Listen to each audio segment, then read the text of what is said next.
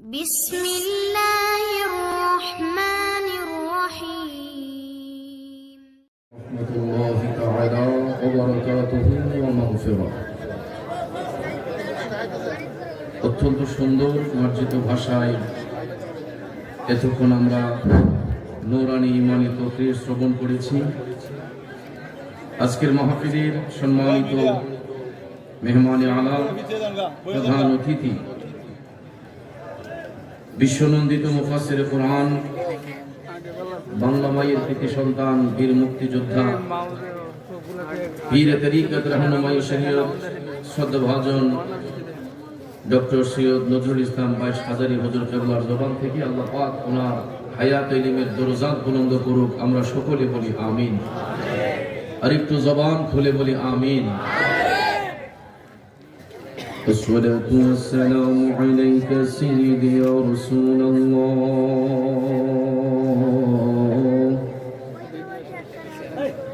الصلاة والسلام عليك سيدي يا حبيب الله.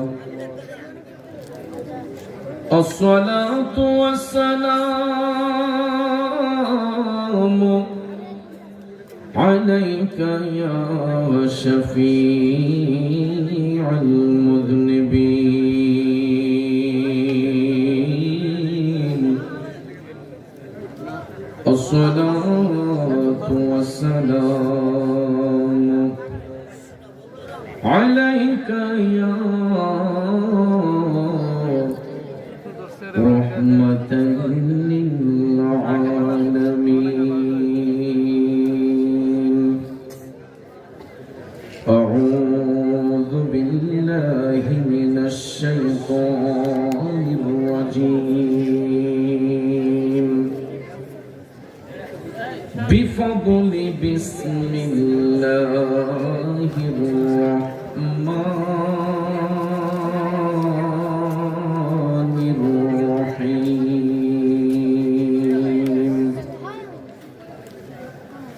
الحمد لوليه والصلاة والسلام على وليها. أما بعد في شان حبيبه ومحبوبه ومعشوقه وآله وأهل بيته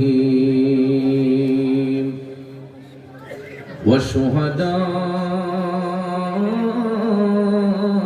محبته وأولياء أمته وعلماء أهل السنة والجماعة والناس أجمعين. فقد قال الله تعالى في عز وجل كلامه المجيد والفرقان الحميد. إن الله وملائكته يصلون على النبي يا أيها الذين آمنوا صلوا عليه وسلموا تسليما. اللهم صل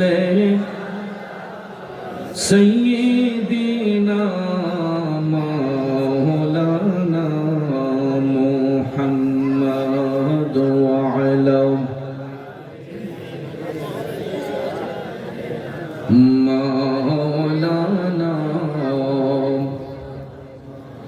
मुल्क कौनैनों में अंबिया ताजदार. मुल्क कौनैनों में अंबिया ताजदार. ताजदारों का आका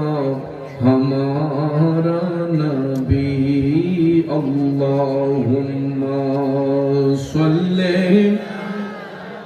জবান খুলে মাওলানা মুহাম্মদ ওয়া আলা সাইয়্যিদিনা মাওলানা।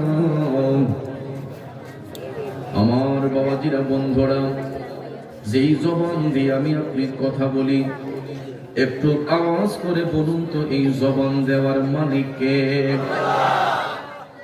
আল্লাহ রাব্বুল আলামিন ইচ্ছে করলে মুহূর্তের মধ্যে আমার আপনার জবানটা বন্ধ করে দিতে পারেন, আবার আল্লাহ রাব্বুল আলামিন ইচ্ছে করলে মুহূর্তের মধ্যে আমার আপনার জবানটা খুলেও দিতে পারেন। ঠিক কিনা বলেন?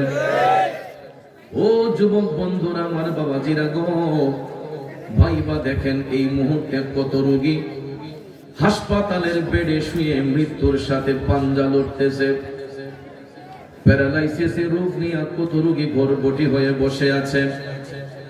ব্রেন স্ট্রোক হওয়ার কারণে যায়া দেখেন কত রোগীর জবান বন্ধ হয়ে আছে। আল্লাহ রাব্বুল আলামিন তো এই মুহূর্তে ইচ্ছে করলে আমাকে আপনাকে ব্রেন স্ট্রোক দিয়ে জবান বন্ধ করে দিতে পারতেন, প্যারালাইসিস রোগ দিয়ে ঘরে বসায়া রাখতে পারতেন, হাসপাতালের বেডে শোয়া রাখতে পারতেন। তা না করে সুস্থতার নিয়ামত দিয়া ঐতিহ্যবাহী হালুয়াপাড়া নূরে মদিনা সুন্নি যুব সংগঠনের উদ্যোগের 14তম বার্ষিক ঐতিহাসিক সুন্নি কনফারেন্সে বসার সুযোগ দিয়েছেন। তাইলে বলুন এই জবান দিয়ে প্রশংসা করব কার? আমার আল্লাহ রাব্বুল আলামিন তখন বেশি খুশি হয়ে যান যখন আল্লাহর হাবিবের প্রশংসা করা হয়। আমার সুন্নি ভাইরা, আমরা দুরূদ শরীফ পড়েছিলাম ওই নবীর উপরে, যেই নবী আজও সবুজ গম্বুজের নিচে শুয়ে শুয়ে উম্মতি উম্মতি বলে কান্দে। বন্ধুরে, দুরূদ শরীফ সাধারণ কোনো আমল নয়। দুরূদ শরীফ এমন একটা ফজিলতময় আমল। দুরূদ শরীফ পড়লে আত্মা শুদ্ধ হয়, দুরূদ শরীফ পড়লে জীবনের গুনাহ মাফ হয়, দুরূদ শরীফ পড়লে আমার দয়াল নবীর দিদার নসিব হয়। সুবহানাল্লাহ। যেই দুরূদে পাকের এত শান, এত মান, এত ফজিলত, এই নবী পাকের মহব্বতে দুরূদ শরীফের আওয়াজটা আস্তে হবে না জোরে হবে? তাইলে সবাই জবানটাকে বড় করে দিয়ে আমার সাথে পড়ুন, আল্লাহুম্মা সাল্লি, আরেকটু জোরে, মাওলানা মুহাম্মদ ওয়া আলা আলিহি মাওলানা। আমার বাবাজিরা, বন্ধুরা, শুন, জীবনের গুনাহ মাফ করার জন্য সবাই আপন আপন কালবের দিকে মুতাওয়াজ্জি হইয়া গুনাহ মাফের জন্য আল্লাহ পাকের জিকিরে মাশগুল হইয়া যায়। সবাই কৃপণতা ছেড়ে দিয়ে জবানটা খুলে আমার সাথে একটু জিকির করুন, ইসমে জাত আল্লাহ আল্লাহ আল্লাহ আল্লাহ আল্লাহ আল্লাহ আল্লাহ আল্লাহ আল্লাহ আল্লাহ আল্লাহ। ও মাবুদ মাওলা রে, ডাকি আমরা তোমারে।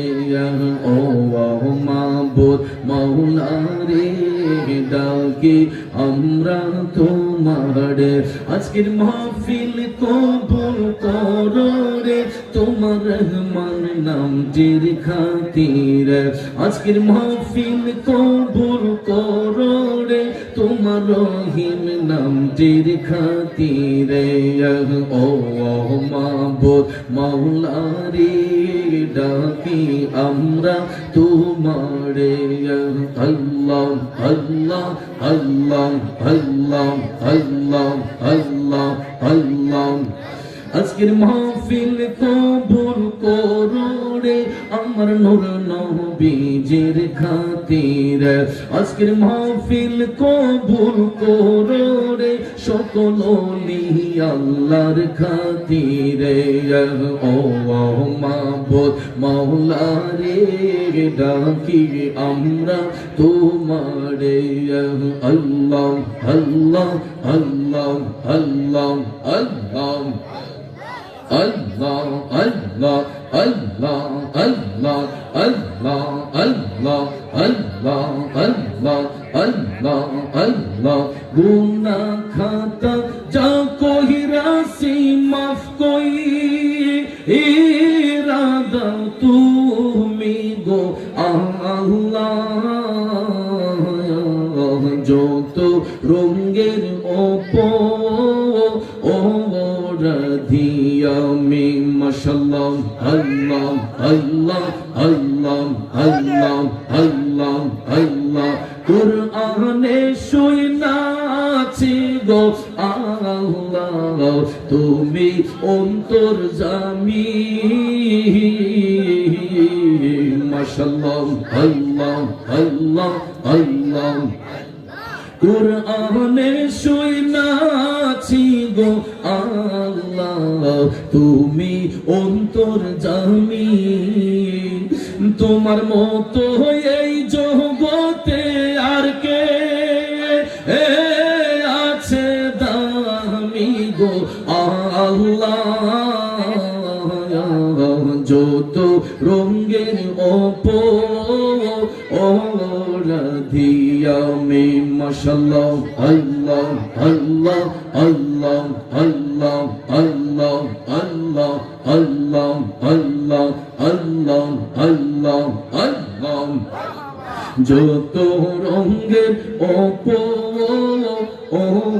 রাধিয়ামি মাশাআল্লাহ আল্লাহ আল্লাহ আল্লাহ আল্লাহ আল্লাহ আল্লাহ আল্লাহ আল্লাহ লা ইলাহা ইল্লাল্লাহু মুহাম্মাদুর রাসূলুল্লাহ সাল্লাল্লাহু আলাইহি ওয়াসাল্লাম একটা জবান বন্ধ রাখবেন না জবান খুলে উচ্চ স্বরে বলুন আল্লাহু আকবার আর একটু মায়ার সুরে বলুন ইয়া রাসূলুল্লাহ এবার জবানটা খুলিয়া সবাই প্রাঞ্জল ভাষায় বলুন ইয়া ওয়ালি আল্লাহ বিসমিল্লাহির রহমানির রহিম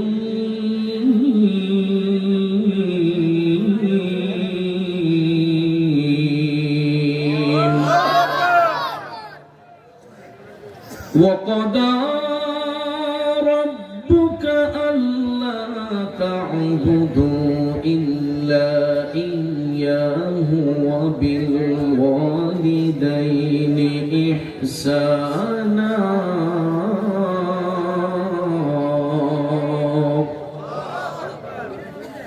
إما يبلغن عندك الكبر أحدهما أو كلاهما فلا تقل لهما أف ولا تنهرهما وقل لهما قولا كريما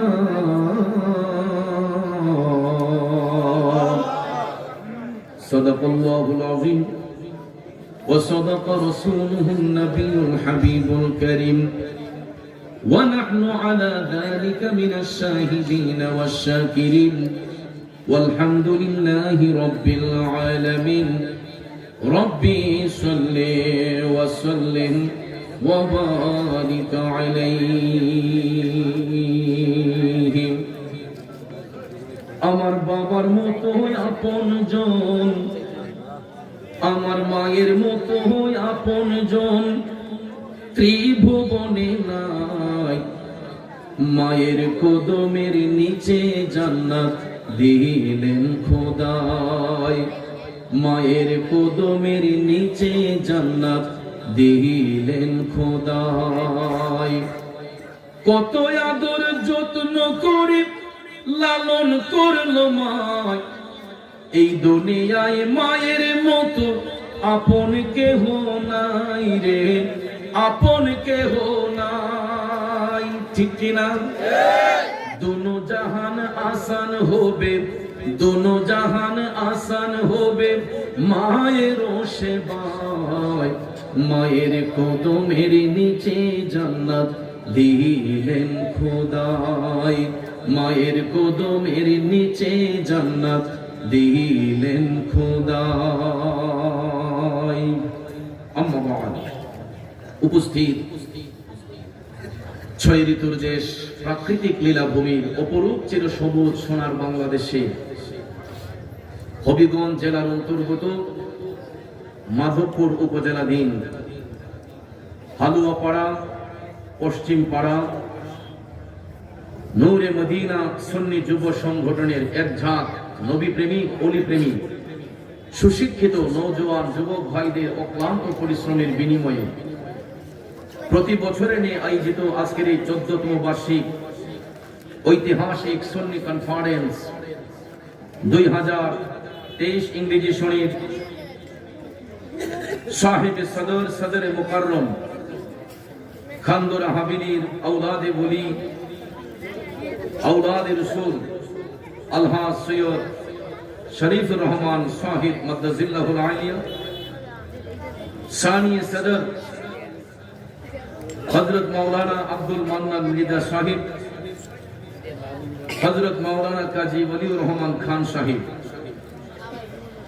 মাহফিলের সভারত্ন সৈয়দ জিয়াউল কামাল জাকারিয়া সাহেব, শ্রদ্ধাভাজন আলহাজ সৈয়দ জুবাইর কামাল শাফি সাহেব, সৈয়দ রেজাউল কামাল ওয়াসিম সাহেব। আজকের প্রধান মেহমান বেসামরিক বিমান পরিবহনের ও পর্যটন মন্ত্রণালয়ের মাননীয় প্রতিমন্ত্রী, হবিগঞ্জ 4 আসনের মাননীয় সংসদ সদস্য জননেতা আলহাজ অ্যাডভোকেট মোহাম্মদ মাহবুব আলী এমপি সাহেব। আলোচনা করেছেন মাহফিলের প্রধান অতিথি ডক্টর সৈয়দ নজরুল ইসলাম 22 হাজারি মাদ্দাজিল্লাহুল আলিয়া। আমার পরবর্তীতে যিনি আসছেন টেকনাফ থেকে তেতুলিয়া, রূপসা থেকে পাতুরিয়া, যেই নামটা শুনলে পরে কোলের শিশু থেকে নিয়ে বৃদ্ধ পর্যন্ত সবার মধ্যে একটা আনন্দের জোয়ার চলে আসে।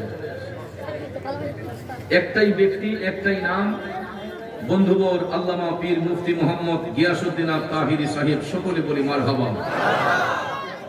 আল্লাহ পাক তার হায়াতে নিমের দরজাত বুলন্দ করুক, সকলে বলি আমিন।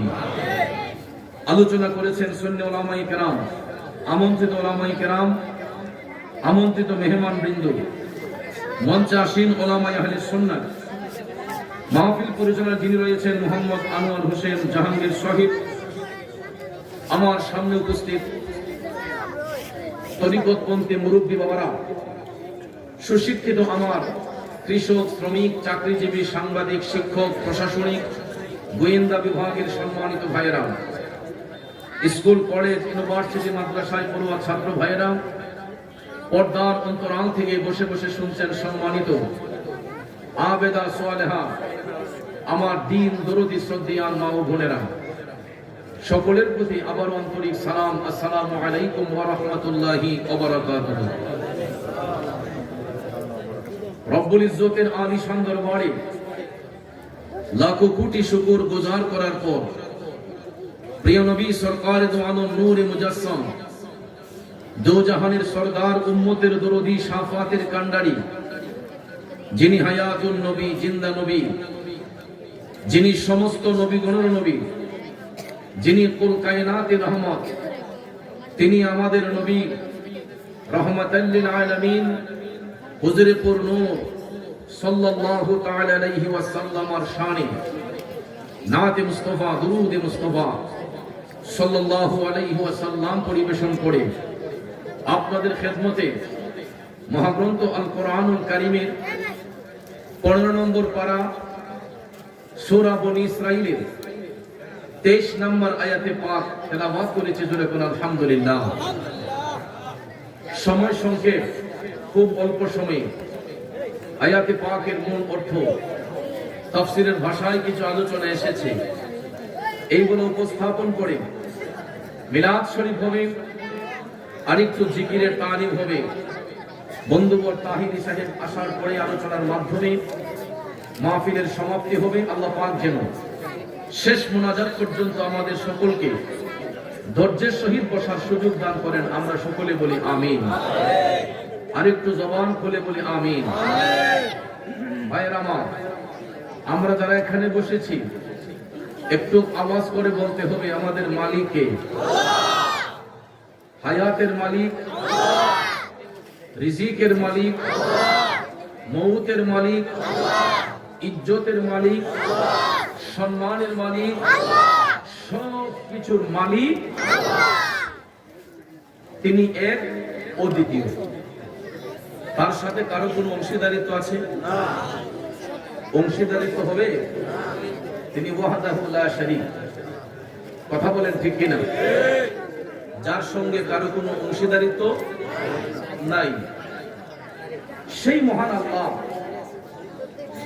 সূরা বনী ইসরাঈলের 23 নম্বর আয়াতে পাকে বান্দাদেরকে তাকিদ করেছেন, তোমরা আল্লাহ ব্যতীত অন্য কারো ইবাদত করো না। তবে সাথে সাথে আমার আল্লাহ দুইজন ব্যক্তিকে সম্মানিত করেছেন সম্পর্কে। একজন হলেন আমাদের বাবা, আরেকজন হলেন আমাদের মা। সুবহানাল্লাহ বলেন। কারণ এই দুইজন ব্যক্তিকে সম্মানিত করার কারণ হলো আল্লাহর সাথে যেমন কোনো অংশীদারিত্ব নাই, মা বাবার সঙ্গে অন্য কারো কোনো তুলনাও নাই। ঠিক কিনা বলেন? আল্লাহর সাথে যেমন কোনো শরীক নাই, একটা সন্তানের কাছে এই পৃথিবীতে মা বাবার চেয়ে মর্যাদার অধিকারী আর কেউ। তাহলে আজকে এখানে যারা আমরা আসলাম, দুনিয়ার আলো বাতাস দেখেছি একমাত্র মা বাবার মাধ্যমে। কথা বলেন ঠিক কিনা? কত সন্তান এখানে আছে যাদের বাবা নাই, কেউ কেউ আছে এখানে কারো মা নাই, আছে না? ওই সন্তানগুলো আজকে বড় অসহায়, যার ঘরের মধ্যে মা নাই, যার ঘরের মধ্যে বাবা নাই। ওই সন্তানগুলো আজকে হতভাগ্য, যার ঘরের মধ্যে মা বাবা আছে অথচ মা বাবার সম্মান সে রাখতে পারে না। অহরহ মা বাবার সঙ্গে বেয়াদবি করে এমন সন্তান আছে না নাই? আমার ভাইয়েরা, বন্ধুরা, আমার আয়াতে পাকের নিরিখে আমি কিছু কথা বলবো। অপ্রাসঙ্গিক কথা বলে আমি কোনো মাহফিলের সময় নষ্ট করিও না। আল্লাহ রাব্বুল আলামিন সূরা বনী ইসরাঈলের 23 নম্বর আয়াতে পাকের মাধ্যমে জগৎবাসীকে অ্যালার্ট করছেন। বিসমিল্লাহির রহমানির রহিম।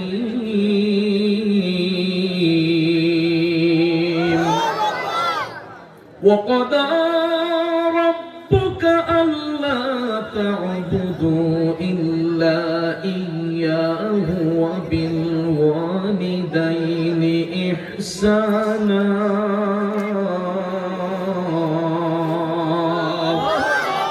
জোরে বলুন ঘোষণাকার।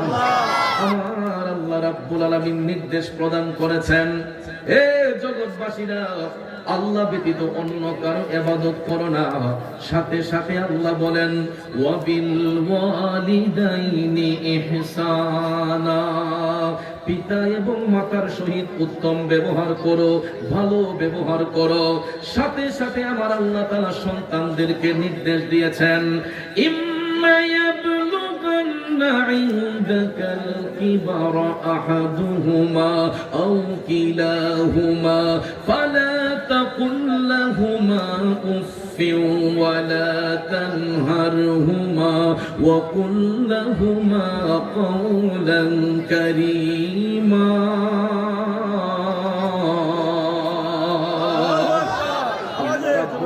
বলতেছেন, সন্তানেরা রে, মা বাবার দুইজনের কোনো একজন অথবা তাদের উভয়ে তোমাদের নিকট অসুস্থ হয়ে গেলে, বার্ধক্যের বয়সে চলে গেলে, আল্লাহ আল্লাহ কই সন্তান ওই মা বাবাকে ধমক দিয়া তুমি কথা বলিও না, ওই মা বাবার সঙ্গে এমন আচরণ করিও না যাতে তারা উফ শব্দটা পর্যন্ত ব্যবহার না করে।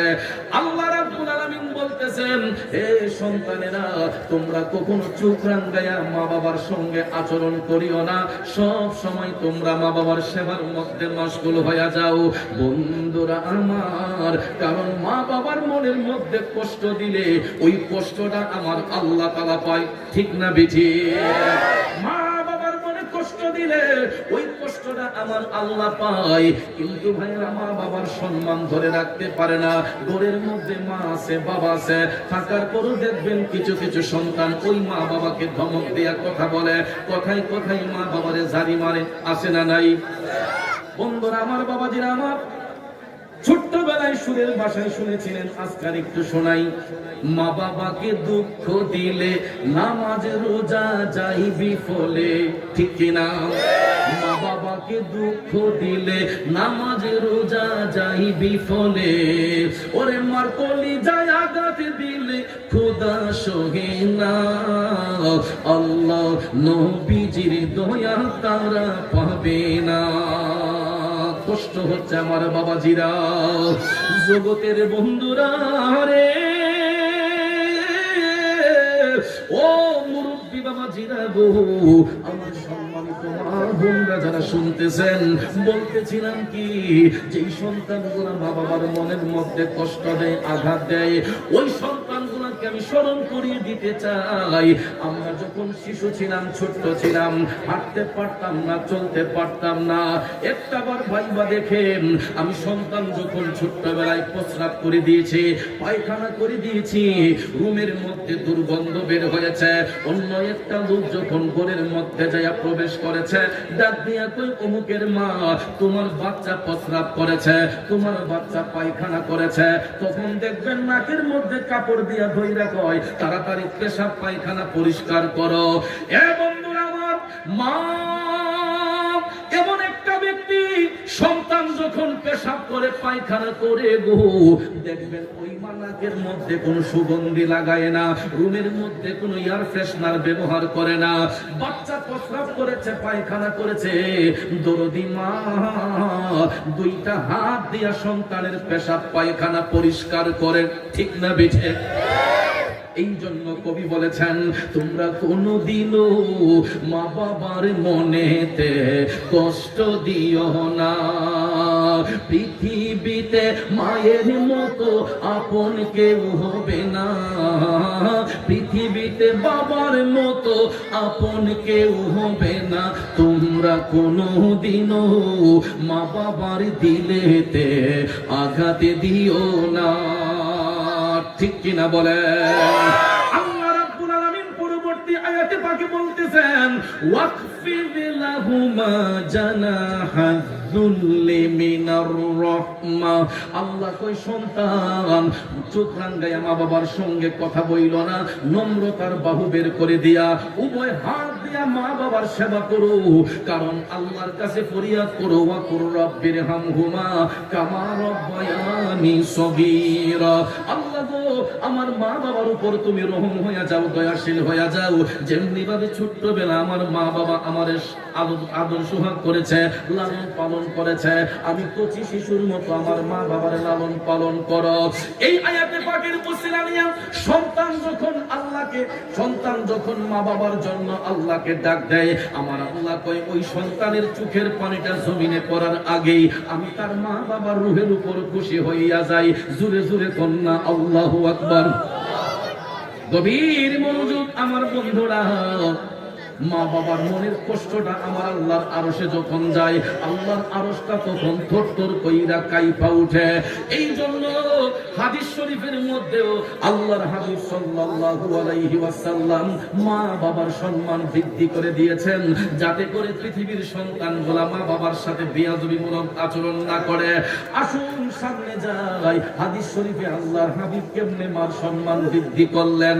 আন আবি হুরায়রা রাদিয়াল্লাহু তাআলা আনহু جاء رجل إلى رسول الله صلى الله عليه وسلم فقال يا رسول الله من أحق بحسن صحبتي قال أمك قال ক্বালা উম্মুকা ক্বালা সুম্মা মান ক্বালা উম্মুকা ক্বালা সুম্মা মান ক্বালা সুম্মা আবুকা মুত্তাফাকুন আলাইহি। চিৎকার মেরে বলুন সুবহানাল্লাহ। বুখারী এবং মুসলিম শরীফের হাদিস। কষ্ট হচ্ছে আপনাদের? সহিহ বুখারী এবং মুসলিম শরীফের হাদিস। হাদিসখানা বর্ণনা করেছেন হযরতে আবু হুরায়রা রাদিয়াল্লাহু তাআলা আনহু। তিনি বলছেন, আল্লাহর নবীর একজন সাহাবী দয়াল নবীর কদম মুবারকে গিয়ে আরজি দিলেন, ইয়া রাসূলুল্লাহ, নবী গো, এই পৃথিবীতে আমার কাছে সবচেয়ে সৌজন্যমূলক আচরণ পাওয়ার অধিকারী কে? সাহাবীর প্রশ্নের জবাবে আল্লাহর হাবিব সাল্লাল্লাহু আলাইহি ওয়াসাল্লাম ডেকে বললেন, উম্মুকা, তোমার মা। সাহাবী দ্বিতীয়বার আবার প্রশ্ন করলেন, নবী গো, সুম্মা মান, তারপরে কে? দ্বিতীয় প্রশ্নের জবাবে মায়ার নবী বললেন, উম্মুকা, তোমার মা। সাহাবী তৃতীয়বার আবার জিজ্ঞেস করলেন, সুম্মা মান ইয়া রাসূলুল্লাহ, তারপরে কে নবী গো? আল্লাহর হাবিব বললেন, উম্মুকা, তোমার মা। হে বন্ধু, সাহাবী চতুর্থবার আবার জিজ্ঞেস করলেন, ইয়া রাসূলুল্লাহ, সুম্মা মান, তারপরে কে? মায়ার নবী চতুর্থ প্রশ্নের জবাবে বললেন, সুম্মা আবুকা, তোমার বাবা। এখন প্রশ্ন হলো, এই হাদিসে পাকে দয়াল নবী মায়ের সম্মান কয়বার দিয়েছেন? আরো জোরে কোন কয়বার? বাবার সম্মান কয়বার? একবার বাবার সম্মান বলা থেকে বাবা ছোট হয়ে গেছেন। মার সম্মান তিনবার বলা থেকে মা অনেক বড় হয়ে গেছেন। আমার সুন্নি বাবাজিরা, ও সুন্নি ভাইরা, আমার মদিনার কামলিওয়ালা নবী, নূরের নবী, মায়ার নবী তিনবার মাকে সম্মান দেওয়ার পিছনে একটা কারণ রেখেছে। বাবার সম্মান একবার দেওয়ার পিছনে একটা কারণ আছে। সময় যদি পাই এই চারটি কারণের আলোচনা করে আজকে মাহফিল শেষ করব, অসুবিধা হবে? আসুন সামনে যাই। সাহাবীর প্রথম প্রশ্নের জবাবে আমার মায়ের নবী কেন মার সম্মান বৃদ্ধি করলেন? বন্ধুরা আমার, গভীর মনোযোগ, মনোযোগ। প্রথম প্রশ্নের জবাবে আল্লাহর হাবিব এই জন্য মাকে সম্মানিত করেছেন। বাবার সাথে আমার মায়ের যখন বৈধ মেলামেশা হয়েছিল, আমি সন্তান যখন মায়ের ভবে এসেছিলাম, 2.5 থেকে 3 মাস যখন পার হয়, আল্লাহ রাব্বুল আলামিন মায়ের ভবে সন্তানের রূহটা দান করে দেয়। তারপর থেকে ওই সন্তান মায়ের রক্ত মাংস খাইয়া আস্তে আস্তে বড় হতে লাগে। বাজান রে, হে যুবক বন্ধু, ও মুরব্বী বাবাজিরা, মার গর্ভে সন্তানটা যখন আস্তে আস্তে বড় হয়, 7 মাস 8 মাস যখন পার হয়ে যায়, দেখবেন সন্তানের হাত পা যখন মায়ের পেটের ভিতরে হয়ে যায়, তখন সন্তানটা মার পেটে যখন বড় হয়, মায়ের পেটটা আস্তে আস্তে সামনের দিকে যায়। ঠিক কিনা? এমন একটা মুহূর্ত হয়, 8 মাস 9 মাস যখন হইয়া যায় রে, অনেক মায়ের হাত ফুলে যায়, পাও ফুলে যায়, মুখটা ফুলে যায়। নরম বিছানাটার মধ্যে মা আরাম করে শুইতে পারে না। না জানি পেটের সন্তানের গায়ের মধ্যে কোনো আঘাত লাগে। বিছানার মধ্যে ডান করতে মা শুইতে গেলে সন্তানের গায়ে জানি আঘাত লাগে, মা বাম করতে যায়। বাম করতে যাওয়ার পরে সন্তান নড়া মারে, সঙ্গে সঙ্গে মা বিছানাটায় চিত হইয়া যায়। তারপর আমি সন্তান যখন মায়ের ভবে নড়াচড়া করি, মা আরামের ঘুমটা হারাম করে দিয়া এই নরম বিছানাটা ছাইরা দিয়া সারাটা রাত বিছানায় বৈশাখ কাটাইয়া দে। পেটের সন্তানের না জানি কোনো আঘাত লাগে, মা আরাম করে খাইতে পারে না, ঘুমাইতে পারে না, টয়লেটটা ভালো করে ব্যবহার করতে পারে না। না জানি সন্তানের গায়ের মধ্যে কোনো আঘাত লাগে।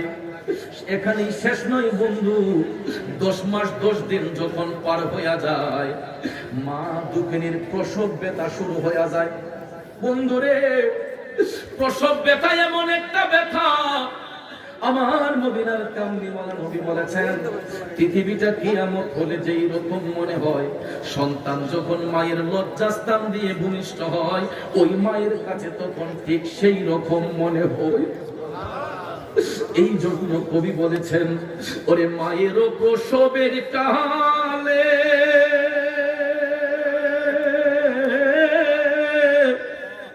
বুক ভাইসা যায় নয়ন জলে রে, ওমা সন্তানের লইয়া কুলে ভুলে প্রসব যন্ত্রণা, দুঃখের দরদি আমার জনম দুঃখী মা, গর্ভধারিণী মা, জনম দুঃখিনী মা, দুঃখের দরদি আমার জনম দুঃখী মা। ও বন্ধু, আমি সন্তান যখন দুনিয়ার আলো বাতাস দেখব, মার কলিজার মধ্যে আঘাত করি রে। আমার মদিনার কামলিওয়ালা নবী বলেন, সন্তান যখন প্রসব করে মায়ের কাছে পৃথিবীটা কিয়ামত হলে যেই রকম মনে হয়, ওই দরদি মায়ের কাছে তখন এই রকম মনে হয়। এত কষ্ট স্বীকার করার পরেও মা ভূমিষ্ঠ হওয়ার পরে যখন সন্তানের মুখের দিকে তাকায়, দেখবেন একটা মুস্কি হাসি দিয়া বাচ্চার মুখ দেখার সাথে সাথে 10 মাস 10 দিনের প্রসব ব্যথার জ্বালা দুঃখিনী মা সেকেন্ডের মধ্যে ভুলে যায়। ঠিক না বেঠি?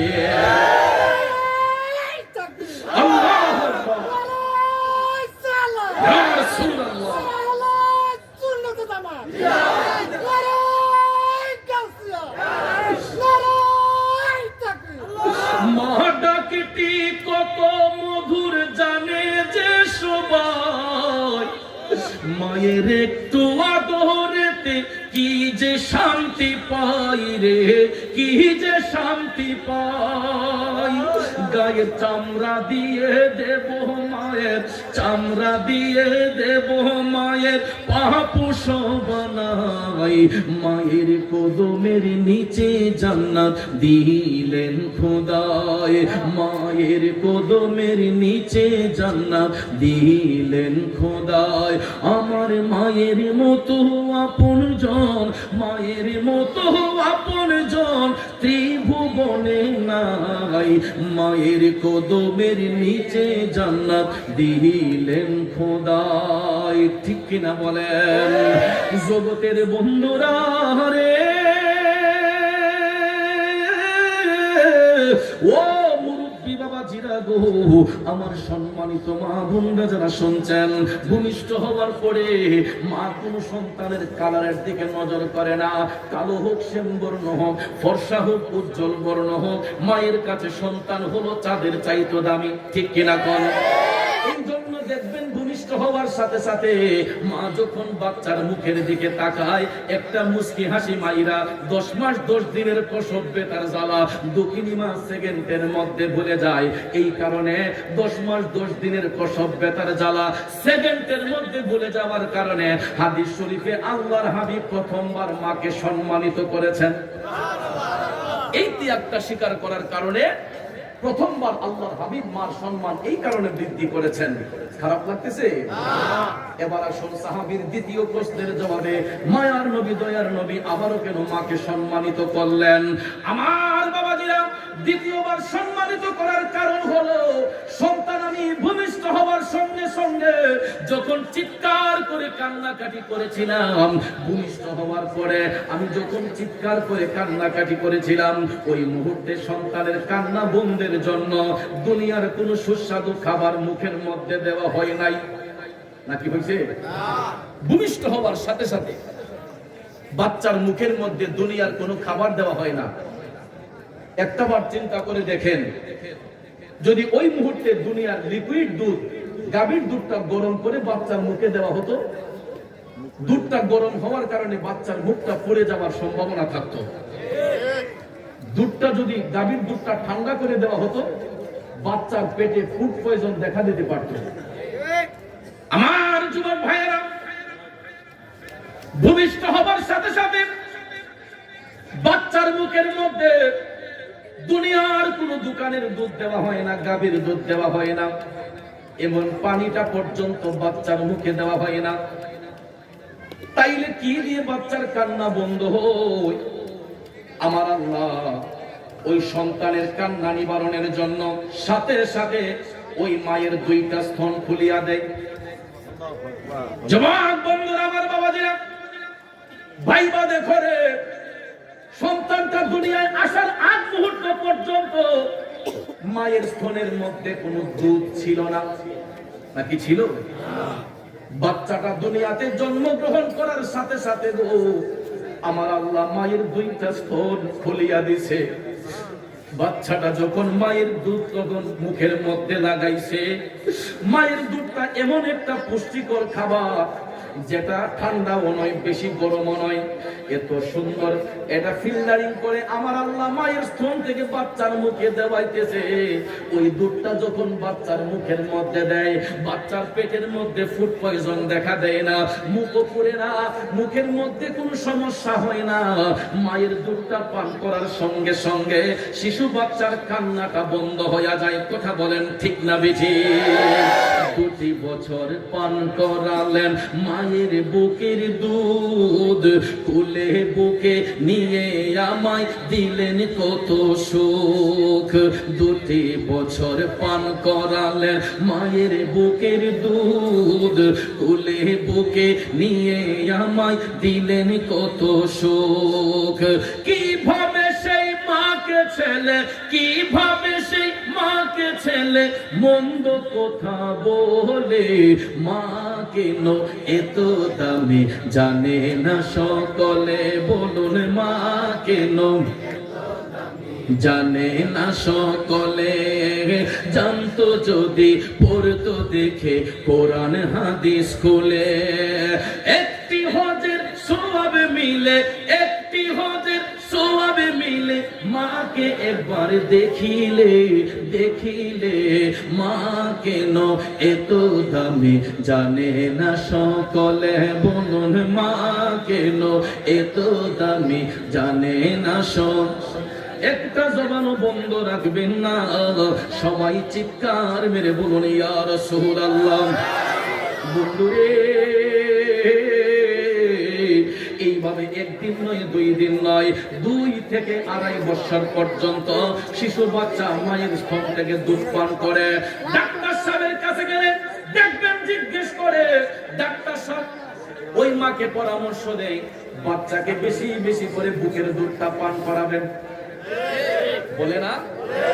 বেশি বেশি করে বুকের দুধ পান করাবেন, কারণ মায়ের বুকের দুধ বাচ্চার জন্য এটা এমন পুষ্টিকর খাবার, আলগা খাবার আপনি যা কিছু খাবার না কেন, মায়ের দুধের চাইতে এত উত্তম পুষ্টিকর খাবার বাচ্চার জন্য আর কিছু হইতে পারে। কিন্তু আমার দেশের মা বোনরা এখন ডিজিটাল যুগে তাদের বডি ফিটনেস নষ্ট হয়ে যাবে বিধায় ওই বাচ্চাদেরকে বুকের দুধ পান করাতে চায় না। দোকান থেকে দুধ কিনে এনে, লেট্রোজেন কিনে আনে, একটা সহজ কথা বলে ফেলে যে স্তন দিয়া দুধ আসে না, বাচ্চা টানতে পারে না, বলে কি বলে না? বডি ফিটনেস নষ্ট হয়ে যাবে বিধায় অনেক মা বোনরা বাচ্চাকে বুকের দুধ পান করানো থেকে বিরত থাকে। আর এটার পরিণাম কি হয় জানেন? এটার পরিণাম হয়ে যায় অনেকের মা বোনদের ব্রেস্ট ক্যান্সার হয়, ব্রেস্ট ক্যান্সার হয়ে যায়। শুধু তাই নয়, ওই মায়ের সন্তানের কি হয় দেখেন, যেই সন্তানটাকে মা ঠকিয়েছে ওই সন্তানটা বড় হয়ে এটা নেশাকুর হয়ে যায়, ফেন্সিকুর হয়ে যায়, এটা ড্রাগ অ্যাডিক্টেড হয়ে যায়, এটা ছিনতাইকারী হয়ে যায়। কথা বলেন ঠিক কিনা? এই বাচ্চাদের মধ্যে মায়া মমতা থাকে না। আর ওই রকম বাচ্চাদেরকে রাইখা অনেক সময় পরকীয়া সম্পর্ক করে, 2 সন্তান 3 সন্তানের মা পরকীয়া সম্পর্ক করে আরেক ছেলের সঙ্গে ভাইগা চলে যায়। কথা কোন আসে না নাই? যুবক ভাইয়েরা আমার, কারণ এখনকার যুগের মা বোনরা তো প্রসব ব্যথা কি জিনিস এটা বুঝেই না।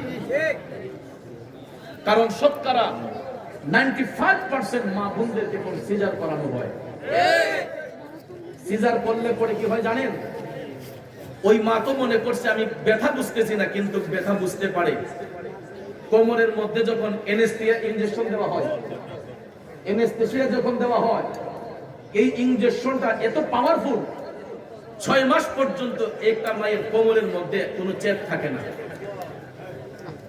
যখন পেট কেটে যখন সিজারের মাধ্যমে বাচ্চা ডেলিভারি হয়, মা তো মনে করতেছে আমি খুব আরামে বাচ্চা প্রসব করেছি, কিন্তু ওই মায়ের দেহের অর্ধেক শক্তি কিন্তু নষ্ট হয়ে গেছে। দেখবেন একটা ভারী বোঝা জিনিস আলগি দিতে পারে না। আর যেই মা লজ্জাস্থান দিয়ে নরমাল ডেলিভারির মাধ্যমে বাচ্চা প্রসব করে, যদিও প্রসব বেটাটা একটু কষ্টের হয়, দেখবেন কয়েক ঘন্টা পরেই মার মধ্যে একটা স্বাভাবিকতা ফিরে আসে। কথা বলেন ঠিক কিনা? চলাফেরাটা স্বাভাবিক গতিতে করতে পারে। কিন্তু ভাইয়ের আমার, রুজির ধান্দায়, ব্যবসার ধান্দায় আমাদের দেশের মধ্যে কিছু চিকিৎসক আছে, গেলি কই বাচ্চা উল্টাই গেছে না, বাচ্চা শুকনা পড়ে গেছে না, বলে কিনা? ভিতরে পানি নাই। এই অবস্থায় যদি তাকে সিজার না করানো হয়, রোগী বাঁচানো সম্ভব না। এটা শুনলে পরে কোন মানুষের মাথা ঠিক থাকে? কাঁপতে কাঁপতে তাড়াতাড়ি ঢুকলেন। দেখা যায় ডাক্তার বলতে দেরি হয়েছে, রোগীও প্রিপারেশন নিয়ে নিয়েছে, তার অভিভাবকগণ প্রিপারেশন নিয়েছে, 5 মিনিটের ভিতরে বাচ্চা খালাস হয়ে গেছে। পেট কাইটা সিজার করে বাচ্চা ডেলিভারি হয়ে গেছে। কিন্তু ওই মেয়ের জীবনটা যে নষ্ট হয়ে গেছে এটা তো খবর নাই। কোমরে যে অ্যানেস্থেসিয়া ইনজেকশনটা দেওয়া হয়, এটা হাই পাওয়ারফুল। এটা মার অর্ধেক শক্তি কমিয়ে ফেলে 6 মাস পর্যন্ত এই জায়গাটা অচেতন হয়ে থাকে। ভাইয়ের আমার, এটা এই চিকিৎসা ব্যবস্থাটা একমাত্র আমাদের বাংলাদেশে বেশি হয়।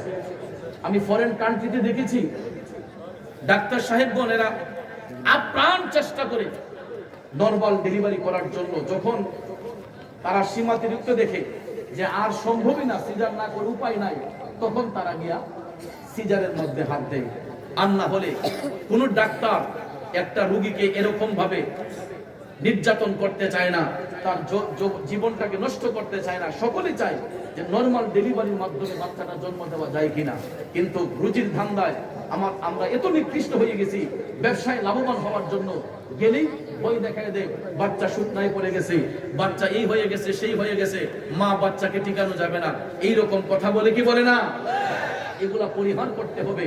আমরা এখন শিক্ষিত সমাজ, এখন আমরা যুগ উন্নতির দিকে যাচ্ছে। কথা বলে ঠিক যাবে ঠিক?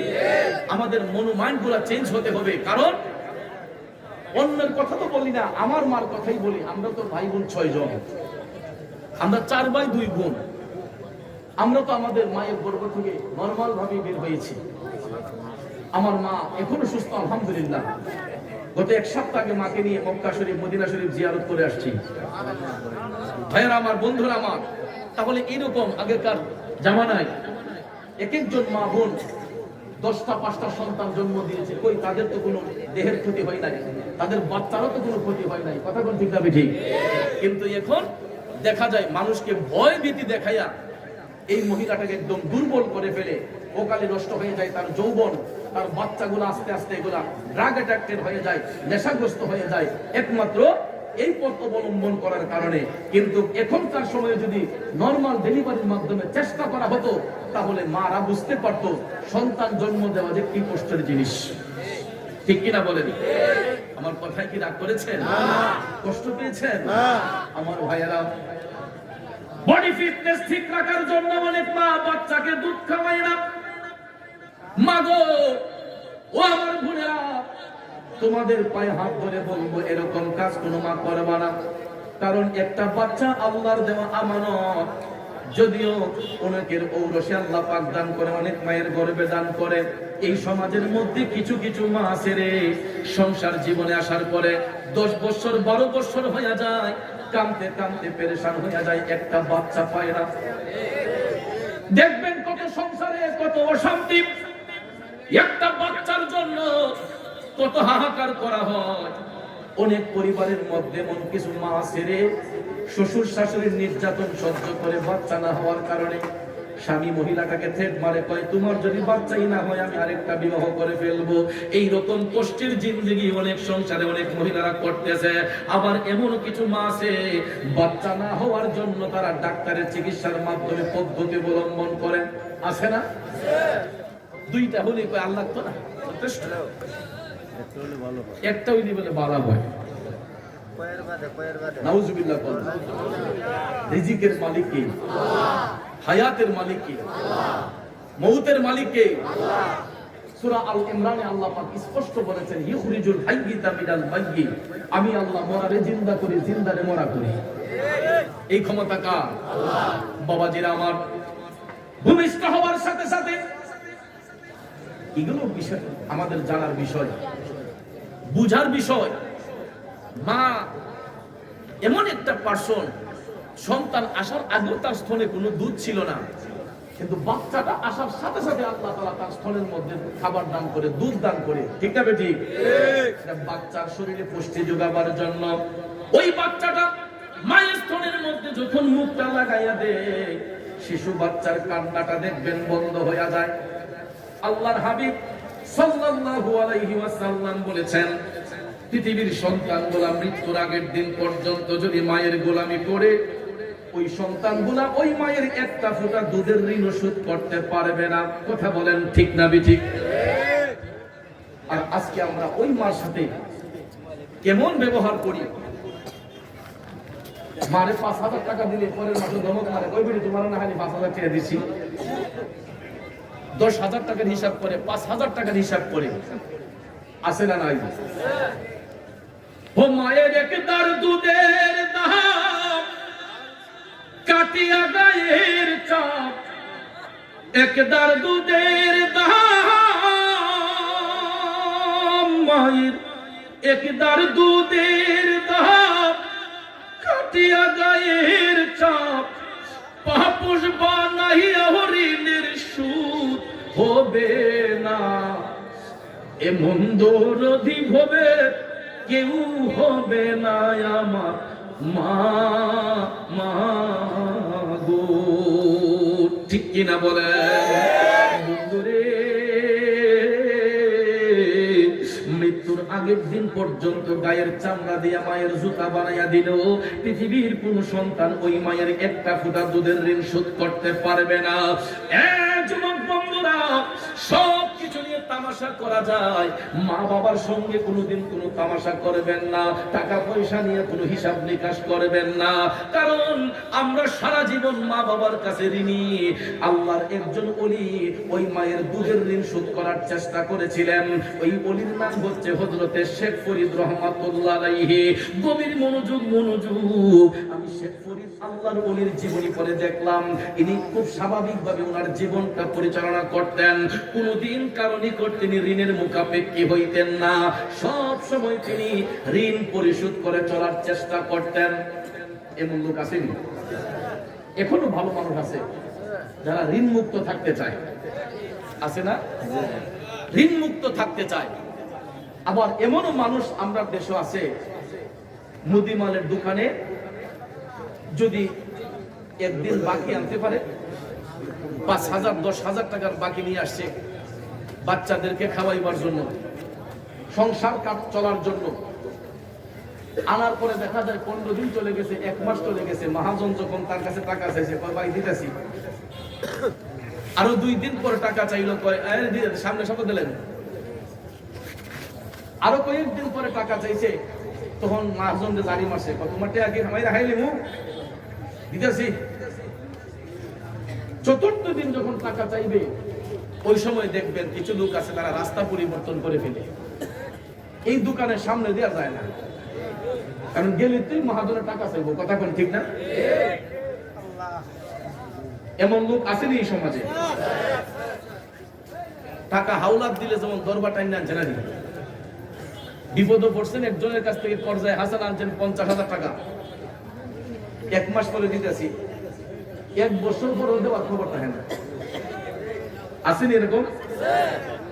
খুঁজতে খুঁজতে খুঁজতে খুঁজতে বেহায়া হয়ে যাওয়ার লাগে, এরপরও কর্জা টাকা ফেরত পাওয়ার মুশকিল হয়ে যায়। আবার কিছু কিছু লোক আছে তারা খুব সহজভাবে জীবনটারে পরিচালনা করে, তারা কখনো মানুষের কাছে ঋণের মুখাপেক্ষী হয় না। এমন লোক আসেনিও? আল্লাহর ওলি শেখ ফরিদ খুব স্বাভাবিকভাবে জীবন পরিচালনা করতেন, কারণে কটলুকার ঋণের মুখাপেক্ষী হতেন না। শেখ ফরিদ দিনের বেলা ব্যবসা করতেন, রাতের বেলা যখন আপন ঘরে শুইতে যাইতেন, শুবার ঘরে যাইয়া আল্লাহর ওলি শেখ ফরিদ ভাবতেন যে দেখি আমার কাছে কেউ কোনো টাকা পয়সা পায় কিনা। সারাটা রাত অনেকক্ষণ ভাবনার পরে শেখ ফরিদ ব্যর্থ হয়ে যায় যে জানা মতো এমন কোন লোক পাই না যে আমার কাছে একটা টাকাও পাবে। বন্ধু আমার এরকম ভাবে প্রতিদিন শেখ ফরিদ ব্যবসা করে সন্ধ্যাবেলা বাড়িতে আসে, শোবার ঘরে যাইয়া চিন্তা করে কেউ কোনো ঋণ আছে কিনা, চিন্তা করে দেখে যে না কারো সাথে কোনো লেনা দেনা নাই, তিনি সবার ঋণ পরিশোধ করেছেন। এইরকম ভাবে একদিন, 2 দিন, 3 দিন ভাবতে ভাবতে চতুর্থ দিনের বেলায় আল্লাহর ওলি শেখ ফরিদ ভাইবা একটা ঋণ খুঁজে পাইলেন। যারে আমি তো আমার মায়ের কাছে ঋণী হয়ে আছি, ছোট্টবেলায় আমি আমার মায়ের স্তন থেকে দুধ পান করেছিলাম, তখন আমি শিশু ছিলাম, অবুঝ ছিলাম, আমার চলার সামর্থ্য ছিল না, হাঁটতে পারতাম না, চলতে পারতাম না। আমি টানা 2 বছর আমার মায়ের স্তন থেকে দুধ পান করেছি। আমি তো আমার মায়ের কাছে ঋণী হয়ে আছি, যেমন করেই হোক মার কাছ থেকে এই দুধের ঋণ আমাকে শোধ করতে হবে, মায়ের দুধের ঋণ আমাকে পরিশোধ করতে হবে। জীবনে সম্ভব না, জীবনে সম্ভব শেখ ফরিদ কোন ঋণ খুঁজে পায় না, একটা ঋণ খুঁজে পাইল, মায়ের স্তন থেকে দুধ পান করেছে। দুধের ঋণ মুক্ত হওয়ার জন্য শেখ ফরিদ সারাটা রাত বিছানার মধ্যে পাখির মতো ছটফট করতেছেন। আমার ভাইয়েরা, বন্ধুরা, আল্লাহর ওলি শেখ ফরিদ একবার ডান করেতে যায়, একবার বাম করেতে যায়, বিছানাটার মধ্যে পাখির মতো শেখ ফরিদ ছটফট ছটফট করতে লাগলেন। করতে করতে রাত যখন শেষ হয়ে গেছে, এমন সময় দেখা যায় মুয়াজ্জিন সাহেব আযানের ধ্বনি দিয়ে বলতেছেন, আসসালাতু খায়রুম মিনান নাওম।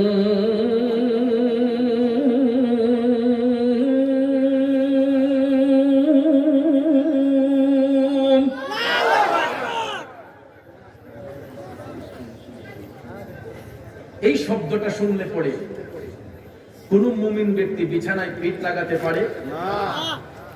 এ ভাইয়ের আমার, বলেন পারে? আসসালাতু খায়রুম মিনান নাওম, ঘুম থেকে নামাজ ভালো। এই শব্দটা শোনার পরে কোন ভদ্রলোক যদি 7 রাতের জাগনাও থাকে আর বিছানার মধ্যে পিঠ লাগাইতে পারে না, সবাই ফজরের নামাজের জন্য প্রস্তুতি হয়ে যায়। ঠিক কিনা বলেন? আমার মনে হয় আমার কথাগুলো বেমজা লাগতেছে। আমি তো আমার মূল অপশন ছেড়ে অন্য অপশনে যাইতে পারি না। এটা আমার একটা মানে এটা ভালো সাইড না খারাপ সাইড আমি বুঝি না। অনেকে ওয়াজ থেকে সইরা আরেক জায়গায় চলে যায়, কিন্তু আমি ধারাবাহিকতা রাখার চেষ্টা করি। কষ্ট হচ্ছে আপনাদের? মুয়াজ্জিন সাহেব বলছে, আসসালাতু খায়রুম মিনান নাওম, ঘুম থেকে নামাজ ভালো। এই শব্দটা শোনার সাথে সাথে কোন মুমিন ব্যক্তি বিছানায় তার পিঠ লাগাইতে পারে না। আমার বাবা যারা বন্ধুরা, আজকাল এই সমাজের মধ্যে দেখবেন মুয়াজ্জিন সাহেব যদি আসসালাতু খায়রুম মিনান নাওম শব্দটা বলেন, আমার সমাজের মুসল্লিরা তাদের কানের মধ্যে এই আওয়াজে যায় না। কেমনে যাইব কিভাবে? কারণ এই সম্পদ কিন্তু এখন সবার হাতে আছে। এখনো যদি আমি প্রমাণ নেই, দেখবেন শতকরা 95% লোকের হাতে টাচ মোবাইল আছে। বিশেষ করে মুরব্বীদের কাছে না থাকলেও যুব সমাজের কাছে আছে। হে যুবক ভাইয়েরা আমার,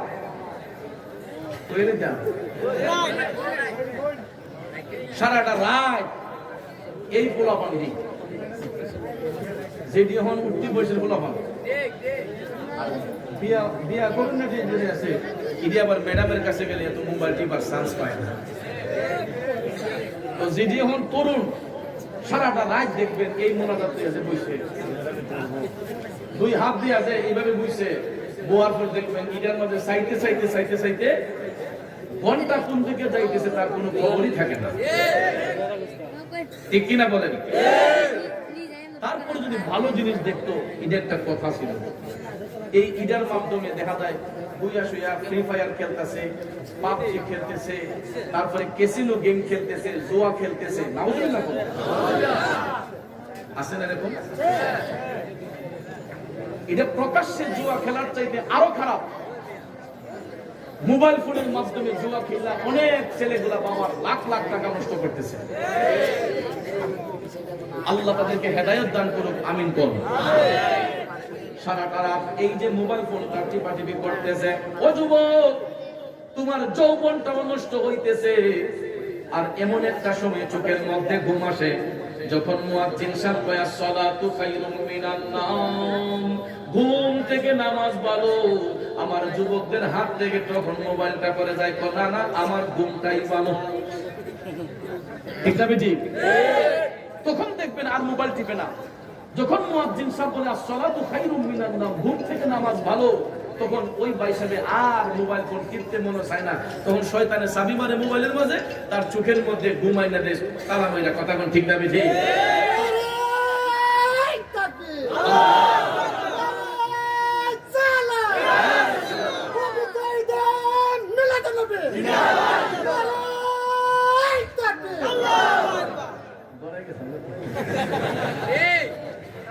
আসলে মানুষে কয় যে আদা ফুট হইলো আদার তেল চাই, ঠিক নিউ বয়স আমার মনে হয় 70 হয়েছে না 60। এরপরও দেখেন ইমানি চেতনা কারে ঠিক না?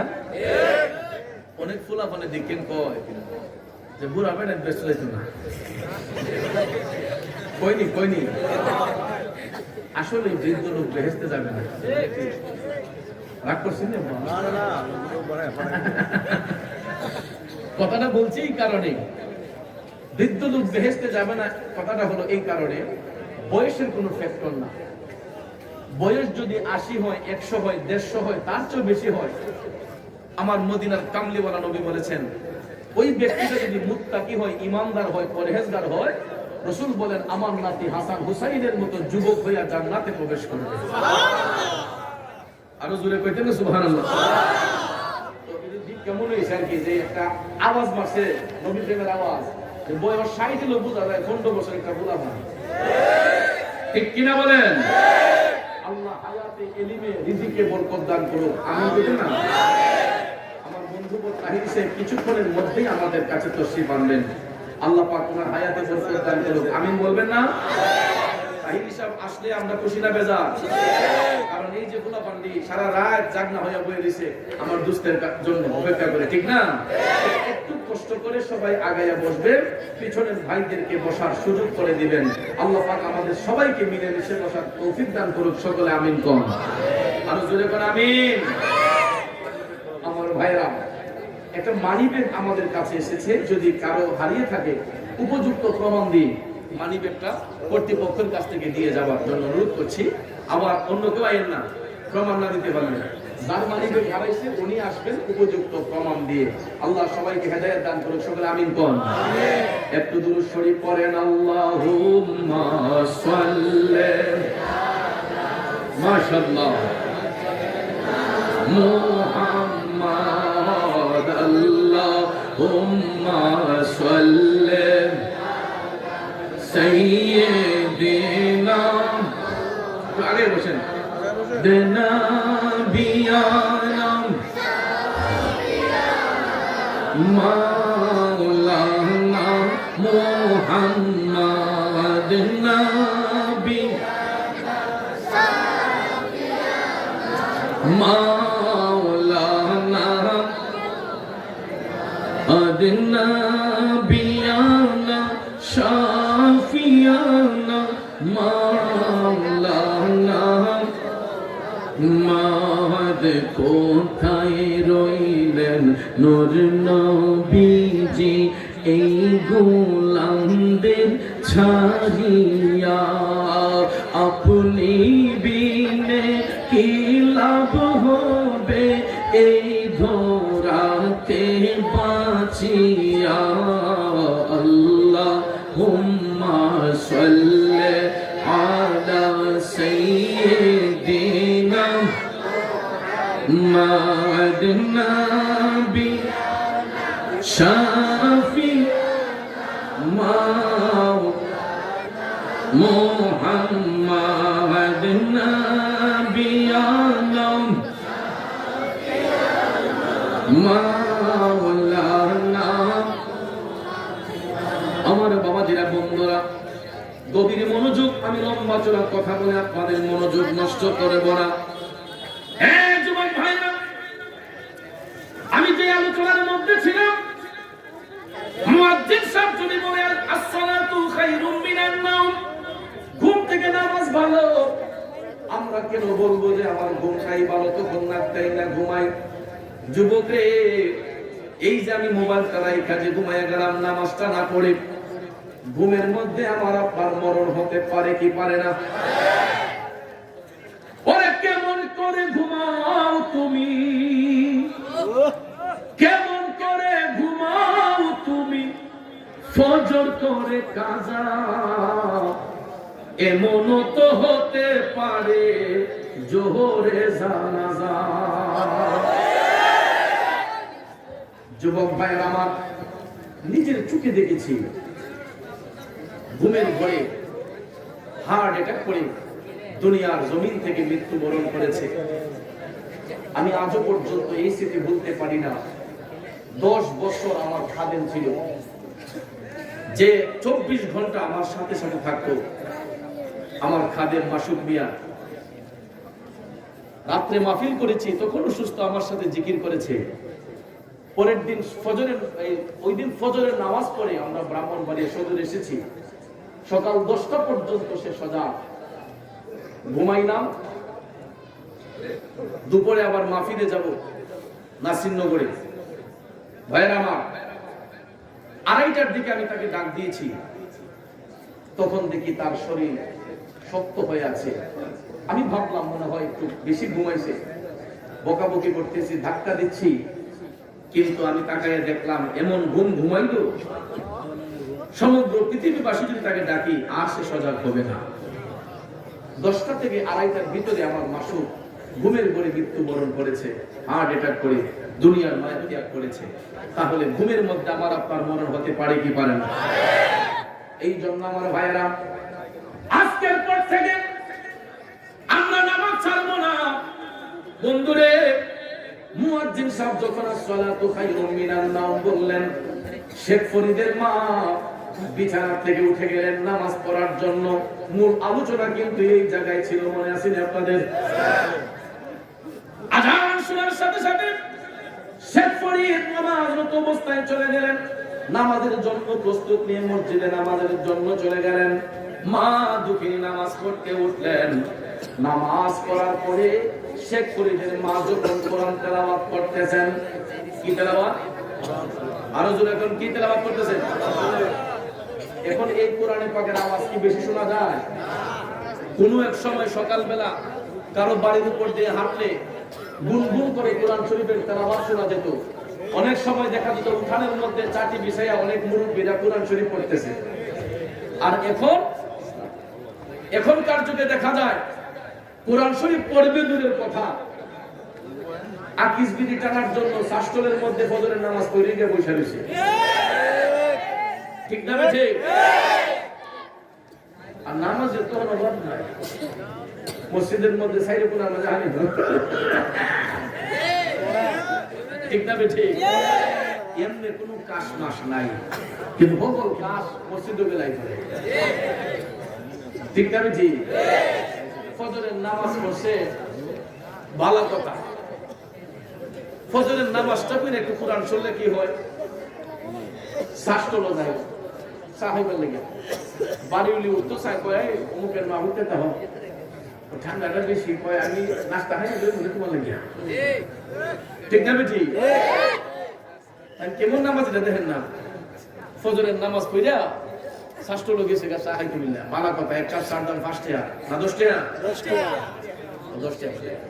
5 টাকা হরম সা দুধ চা তো খায় না, দোকানদার দুধ চা দিল তো না না ডায়াবেটিস গ্যাস্ট্রিকের জ্বালায়। এরপরে লিকার মারে একটা মারো 10 টাকা হই। এরপরে 4 কাপটা আঁকতে দিয়ে উঠে জানেনি, টান দেওয়ার আগে কিতারে খবর তো ভাই সত্যি না কিতা কাল বলে ওই খুব পরে কার হতে বলে কার জীবনে লিয়া গেছি গা। নাউজুবিল্লাহ কি বাদ দিয়ে কইবেন? এমন নামাজ দেশ আসেনি। নামাজ পড়া গীবত করলাম, নামাজ পড়ে আরেকজনকে নিয়ে সমালোচনা করলাম, ওই নামাজ দিয়ে আপনার মধ্যে শান্তি আসবে না বাজান রে। নামাজ নামাজের মতো পড়তে হবে, এই জন্য দিনটাকে মনটাকে পবিত্র রাখতে হবে। শেখ ফরিদের মা তিনি নামাজ আদায় কইরা মহাগ্রন্থ আল কোরআন পাক তেলাওয়াত করতেছেন। শেখ ফরিদ নামাজটা শেষ করে মার পিছনে এসে দাঁড়াইলেন। দাঁড়ানোর পরে মা যখন বুঝতে পারলেন পিছনে একজন দাঁড়িয়ে আছে, কোরআন শরীফ তেলাওয়াত শেষ করে মা পিছন দিকে তাকাইয়া দেখে কলিজার টুকরা শেখ ফরিদ মার কাছে দাঁড়ায় আছে।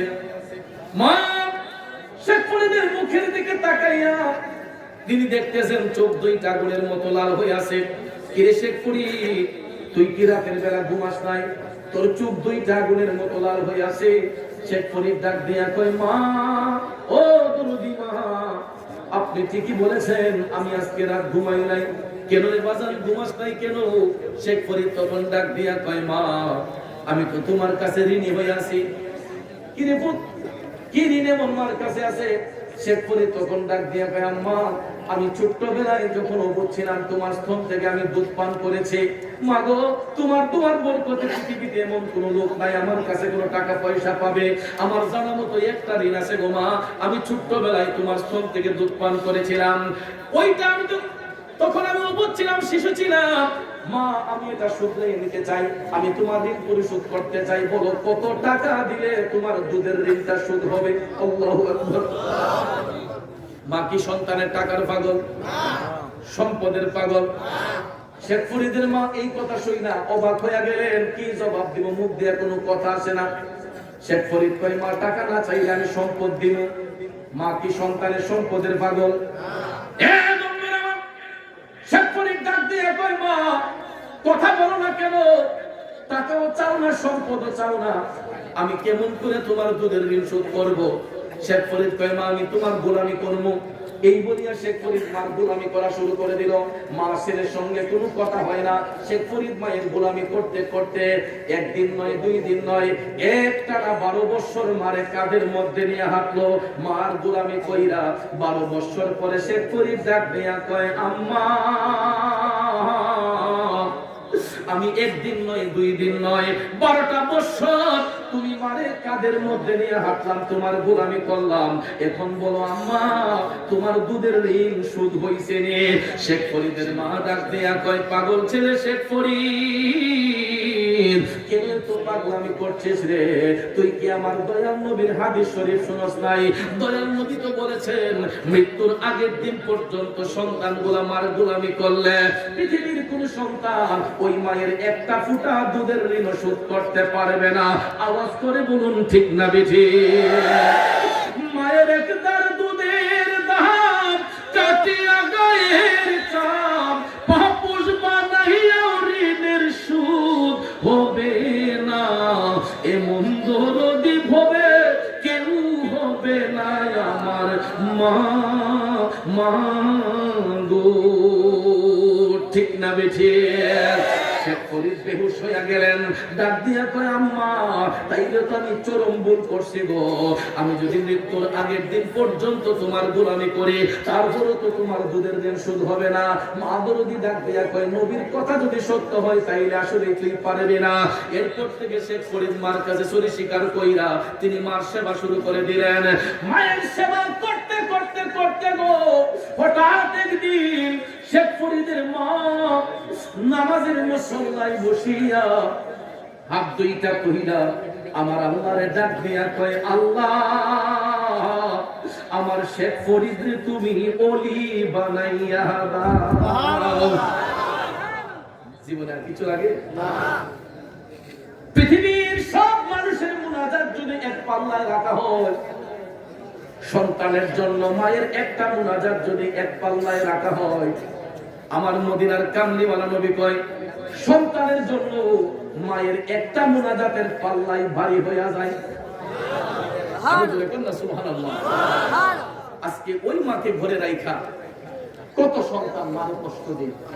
আমি গত পরশুদিন ফেসবুক যখন ওপেন করলাম, কোথাকার আমি জানি না, একটা কুলাঙ্গার সন্তান, মায়ের বয়সটা কমপক্ষে 85 হবে, 85 থেকে 90 এরকমটা আমি আইডিয়া করেছি। বৃদ্ধা মা ঘরের সামনে বসে আছে, ওই বিয়াদব সন্তান মাকে একটা বকা দিয়ে এসে ভীম করে মার গালের মধ্যে চাপার মধ্যে একটা থাপ্পড় মেরে দিচ্ছে। বৃদ্ধা মাটা সাথে সাথে মাটিতে গইরিয়া পড়ে গেছে। নাউজুবিল্লাহ বলবেন না? अपने माँ बाप का तो दिल न धोखा, दिल न धोखा, अपने जन्नत को खुदा के लिए दोज़ख न बना, अपने जन्नत को खुदा के लिए दोज़ख न बना, अपने माँ बाप का तो दिल न धोखा, दिल न धोखा। মা বাবার দিলের মধ্যে আঘাত দিলে জান্নাতের দরজায় আমার আল্লাহ তাআলা দেয়, জাহান্নামের দরজা খুলে দেয়। একটা কথা জেনে রাখবেন, সমাজের কোন মা বাবা আমরা যত কষ্ট দেই না কেন, মা বাবা অন্তর থেকে কোনোদিন সন্তানকে বদ্দা করে না। কিন্তু মা বাবার দিলের মধ্যে যে কষ্টটা হয়, এই কষ্টটা আমার আল্লাহর আরশের মধ্যে চলে যায়। তখন আল্লাহর আরশটা থরথর করে কেঁপে ওঠে। আল্লাহু আকবার বলে। এই সমস্ত কুলাঙ্গার সন্তানগুলা আমার মনে হয় সে নেশাগ্রস্ত হবে, না হলে মার উপরে হাত তুলতে পারে না। ঠিক কিনা বলেন ভাইয়ের আমার? ভাই হাত ধরে বলবো, ওই মা বাবা যার ঘরের মধ্যে আছে কোনোদিন মা বাবার সঙ্গে বেয়াদবিমূলক আচরণ করবেন না। আমি বাবা হারা এতিম সন্তান, আমার বাবা দুনিয়া থেকে মৃত্যুবরণ করেছেন, 25 বছর হয়ে গেছে। আমরা 6টা ভাই বোন, আজকে 25 বছর ধরে এই জবান দিয়ে আব্বারে আব্বা করে ডাকতে পারি না। অথচ আমাদের টাকা পয়সার অভাব নাই, বাড়ি গাড়ির অভাব নাই, জায়গা সম্পদের আপনাদের দয়া অভাব নাই। 6টা ভাই বোন মৃত্যুর আগের দিন পর্যন্ত আমাদের একটা অভাব, এই জবান দিয়ে বাবারে বাবা কইয়া ডাকতে পারি না। আমার মতো যারা বাবা হারাইছে এরা বুঝবে বাবার শূন্যতাটা কি। আমার মা একটা আদর্শিত মা, 25টা বছর জীবনের সাথে যুদ্ধ করে আমরা 6টা ভাই বোনরে মাস্টার ডিগ্রি কমপ্লিট করিয়েছেন। একটুখানি কথা, একটা ঘরের মধ্যে 6টা ভাই মাস্টার্স কমপ্লিট করেছে। এর পিছনে সবচেয়ে বড় অবদান হলো আমার মায়ের। কারণ 25 বছর আগে বাবা হারাইছি, আমার মা হয়তো আমাদের ভাই কাউকে বিদেশ পাঠাইতে পারতেন, কাউকে কোনো ব্যবসায় লাগাই দিতে পারতেন, যে আমাদের তারা কাজ করে খাওয়া, ঠিক না বেশি? কিন্তু তা না করে আমার বাবার স্মৃতি ধরে রাখার জন্য আমরা 6টা ভাই বোনকে মাস্টার ডিগ্রি কমপ্লিট করিয়েছেন আমার গর্ভধারিণী মা। আজও পর্যন্ত ওই মা সন্তানের জন্য কি করে জানেন? আমি মাহফিল শেষ করতে করতে রাত 12টা, 1টা, 2টা হয়, পরিবারের সব সদস্য ঘুমিয়ে যায়, আমার একটা বন্ধু আমার জন্য ঘুমায় না। এই বন্ধুটার নাম হলো মা। প্রায় সময় রাত 1টা হয়, 2টা হয়, মোবাইলের মধ্যে রিংটোনের শব্দ শুনি। এত রাতে কে মোবাইলে রিংটোন বাজাইলো? মোবাইলের দিকে তাকাইয়া দেখি আমার গর্ভধারিণী মা। আম্মা এখনো কি ঘুমান নাই? আম্মা ডাক দেয়া কই, পুত্রে তুমি বাহিরে থাকলে কি আমি মা চোখ বন্ধ করতে পারি? কেন যেন একটা টেনশন লাগে রে বাজান। রাস্তাটা নিরাপদ কিনা, মাহফিলের এলাকার লোকজন ভালো কিনা, এই টেনশনে মা দুঃখিনী সারাটা রাত আমার জন্য জায়গা বসে থাকে। যতক্ষণ পর্যন্ত আমি নিরাপদ জায়গায় না যাই ততক্ষণ পর্যন্ত আমার মায়ের চোখে ঘুম নাই। অথচ ডায়াবেটিসের রোগী, প্রেসারের রোগী, হাই পাওয়ারের ওষুধ খাইয়া ঘুমাইতে হয়, তারপরে দেখেন চোখের মধ্যে ঘুম লাগায় না, সন্তানের জন্য জায়গা বসে থাকে। শুধু আমার মা নয়, এই সমাজের প্রত্যেকটা সন্তানের মা। এ যুবক শুনো রে, প্রত্যেকটা সন্তানের মা তার সন্তান যখন বাহিরে থাকে, মায়ের চোখের আড়ালে থাকে, একটা মাও ঠিক মতো খায় না, ঠিক মতো ঘুমায় না, সন্তান সন্তান কইরা মা অপেক্ষায় বৈশা থাকে, ঠিক না বেঠি? ছেলে যদি কোথাও যায় মার মনে শান্তি না, কখন আসবে জাদু ফিরিয়া, ঠিক না বেঠি? ওই সন্তানের অপেক্ষায় অপেক্ষা করে মা বিছানার মধ্যে পিঠ লাগায় না গো, বিছানার মধ্যে মা পিঠ লাগায় না। যে মা সন্তানের জন্য এত কষ্ট করতে পারে, আমরা বড় হইয়া কেমনে ওই মা বাবারে নিয়ে ভাগাভাগি করি? আমার লজ্জা লাগে ওই সময় যখন দেখি তিনটা চারটা ভাই বড় হইয়া কই তুই খাওয়াইস আম্মারে, আমি খাওয়াই মা আম্মারে। মা বাপরে নিয়ে ভাগাভাগি করে, আসেন এমন? 2-3 মাস খাওয়াইয়া শুরু কয় আমার দ্বারা সম্ভব না, তোমার মাইজন দুটো লোকে খাও। মাইজন দুটো 2-3 মাস খাওয়াইয়া কয় আমার দ্বারা সম্ভব না, তোমার বড় দুটো লোকে খাও। আসেনি এমন ছেলে? খবরদার বলে দিলাম, কোন মা কোন বাবারে নিয়ে ভাগাভাগি করতেছো? সন্তান যেই মা নিজের মুখে খাবার না দিয়া সন্তান তার মুখে খাবার দিয়েছে, যেই বাবা মাঘ মাসে শীতের মধ্যে, পুষ মাসে শীতের মধ্যে জমিনে চাষাবাদ কইরা তুমি সন্তানদের পালছে, যেই বাবা জমিন বিক্রি কইরা তুমি ছেলেদের বিদেশের মধ্যে পাঠাইছে, যেই বাবার বন্ধুর কাছ থেকে টাকা ধারাই না তোমার ফর্ম ফিলাপের টাকা দিছে, পরীক্ষার ফিস দিছে, বেতন দিছে, ওই বাবারে নিয়ে কেমনে ভাগাভাগি করি রে? ওই মারে নিয়ে কেমনে ভাগাভাগি করি? যুবক ভাইরা, পায়ে হাত ধরে বলবো, এই কাজটা অন্তত করবা না।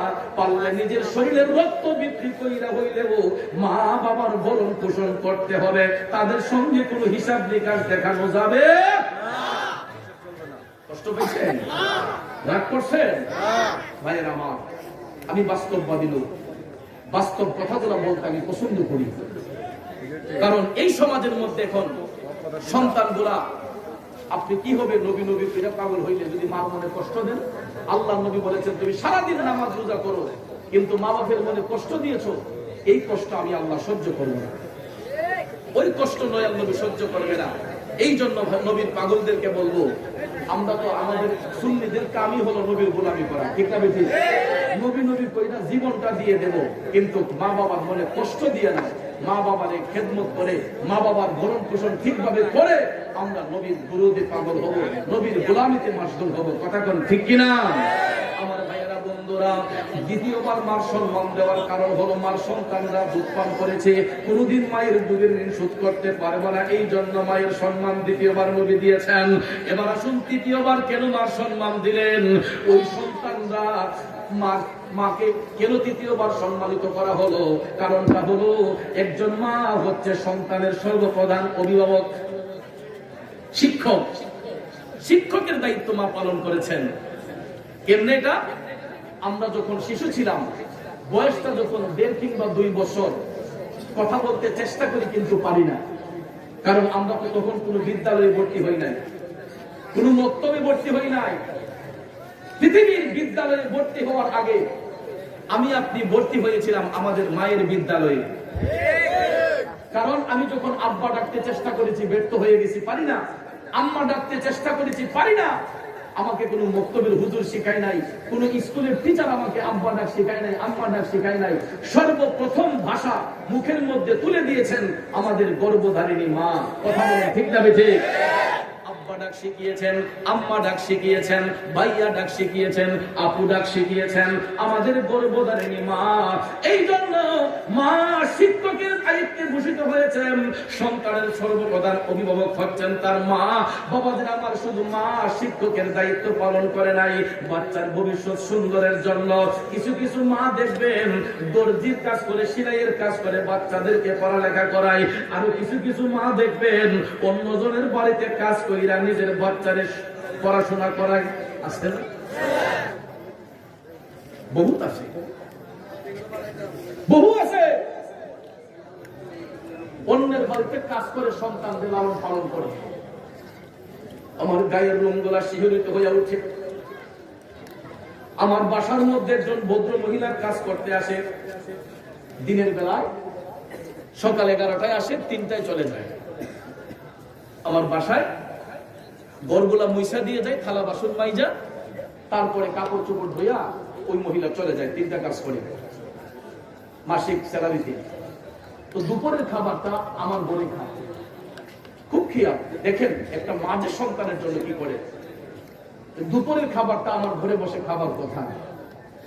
আমার ম্যাডাম যখন তাকে খাবার দিতে যায়, ওই মহিলা আমার ঘরে বসে খাবারটা খায় না, 2-3টা প্লাস্টিকের বক্স নিয়ে আসে।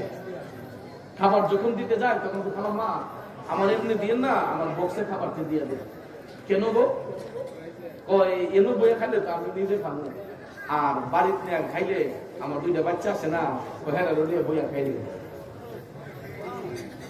চিন্তা করে দেখেন, মা নিজের খাবারটা নিজে না খাইয়া ওই খাবারটা দিয়ে তার দুইটা সন্তানের রিজিকের চিন্তা করে ঘরে বৈশা না খাইয়া কয় আমি বাসায় গিয়ে আমার বাচ্চাদেরকে নিয়ে খাইমু। আমি যেদিন থেকে শুনছি আমি আমার বাচ্চার মাকে বলে দিয়েছি তারে বেশি কইরা খাবার দিয়া দিও। কারণ বাগান দেখেন, চিন্তা কইরা আমার আপনার অনেকের ঘরের মধ্যে কত বাসি খাবার পিছন দিকে আমরা পুকুরে ফেলে দেই। আমাদের ঘরের কত পচা বাসি খাবার, কত ময়লা বর্জনায় ফেলে দেই।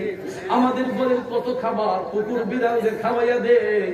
কিন্তু একটা মা তার বাচ্চাদের রিজিকের জন্য আরেক বাড়িতে গিয়া কাজ কইরা নিজের বাচ্চাদের জন্য চিন্তা করতেছে। এমন বহু মা আছে রে, অন্যের বাড়িতে কাজ কইরা নিজের একটা ছেলেরে কোরআনের হাফেজ বানাইছে, এমন একটা ছেলেরে জজ ব্যারিস্টার বানাইছে, পুলিশ অফিসার বানাইছে। আছে না? বহু মা আছে বাসা বাড়িতে কাজ করে নিজের ছেলেকে সমাজের উচ্চ স্থানে পৌঁছিয়েছে। ভাইয়ের আমার, আমি এগুলা নিজে দেখেছি। আমার এক খালার বাসায় এক ভদ্র মহিলা নাসিরনগরে উনি কাজ করতেন। ওনার ছেলেটা পুলিশের ইন্সপেক্টর হয়ে গেছে, পুলিশ ইন্সপেক্টর হয়ে গেছে। ওই মা আরেক বাসায় কাজ করে, আপনাদের পার্শ্ববর্তী নাসিরনগরে ভদ্রলোক পুলিশ ইন্সপেক্টর হয়ে গেছে। মারহাবা বলবেন না? এই জন্য কখনো কোনোদিন কোন মানুষকে অবজ্ঞা করবেন না, কোন মানুষকে ক্রিটিসাইজ করবেন না। তার কাজ ছোট হতে পারে তাই বলে তাকে কাজের লোক হিসেবে তাকে আপনি অসম্মান করবেন না।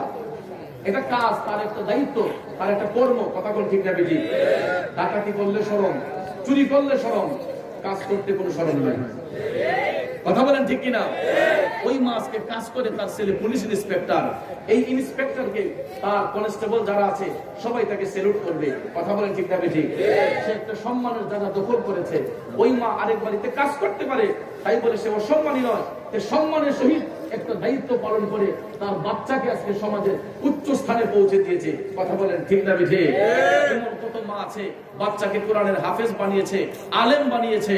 ভাইয়ের আমার, আমরা আজকের মাহফিল থেকে এটাই শিক্ষা নেব, হালুয়াপাড়ার সুন্নি কনফারেন্স থেকে এটাই শিক্ষা নেব যে আমরা সকলেই আমরা মানুষের জন্য এক ভাই আরেক ভাইয়ের প্রতি সহানুভূতি দেখাবো। কারণ আমাদের দিলগুলা পাষাণ হয়ে গেছে। মানুষ মানুষকে খুন করতে দ্বিধা করে না, মানুষ মানুষকে মারতে দ্বিধা করে না। কারণ আমরা পাপ করতে করতে আমাদের দিলগুলা পাথর হয়ে গেছে, সত্য হয়ে গেছে। এই জন্য মানুষের সেবায় নিয়োজিত হন, মানব কল্যাণে দাবিত হন এবং মা বাবার প্রতি যত্নশীল হন।